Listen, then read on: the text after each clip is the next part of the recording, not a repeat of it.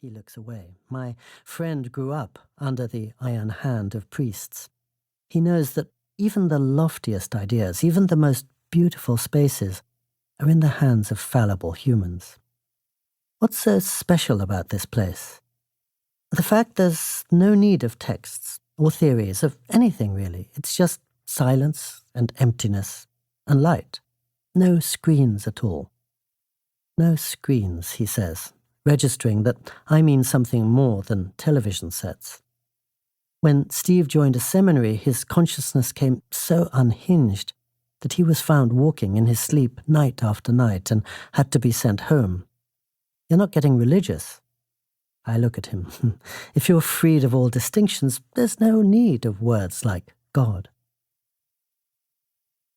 In truth, I'm as surprised as my friend is. 12 years of enforced chapel at school every morning and every evening have left me with an aversion to all crosses and hymnals.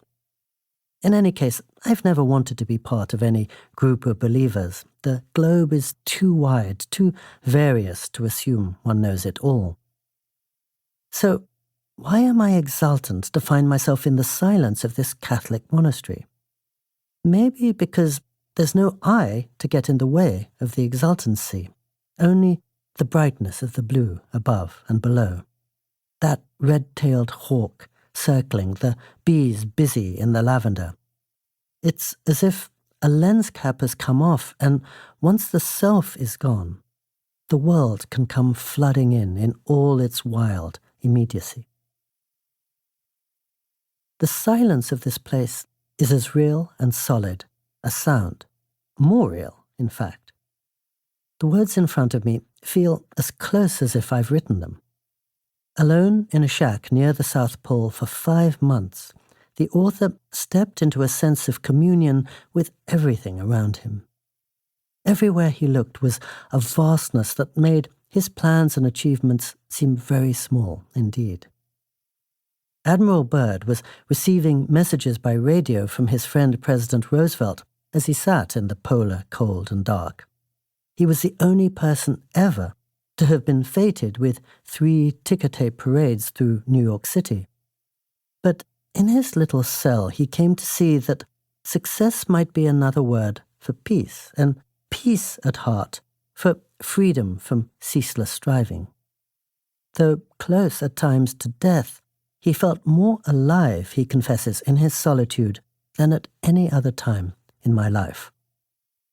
His friends in seclusion were moon halos, the bright pebbles of stars, ice crystals falling against the face of the sun. His greatest enemy, he came to see, was a discordant mind.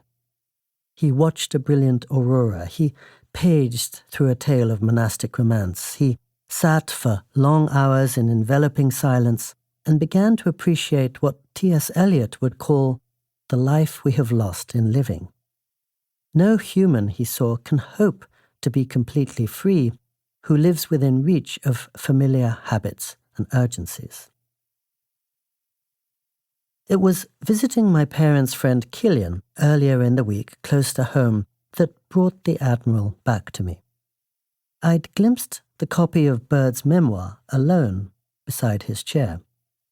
For a quarter of a century, none of us has ever seen Keel ruffled or without his air of quiet self-possession.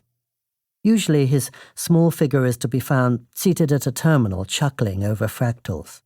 Brown corduroy jacket, gold rim specs, shock of frizzy brown hair. I don't think I'll ever meet a brighter soul. He mastered both physics and philosophy at Harvard. But when I moved to Boston, he volunteered to drive with me all the way across the country so he could show me round his old hometown. The one time we stopped for 8 hours in a motel, I awoke at first light to find him at the check-in desk scribbling across a postcard of bright-eyed raccoons to send back to his 2 young daughters. Now, as I look in on him, Gregorian chants fill the space. He's long been drawn towards the wisdoms associated with Asia, but cancer, it seems, has moved him to turn to solace closer to home. What words can be of any use? I recall my friend has...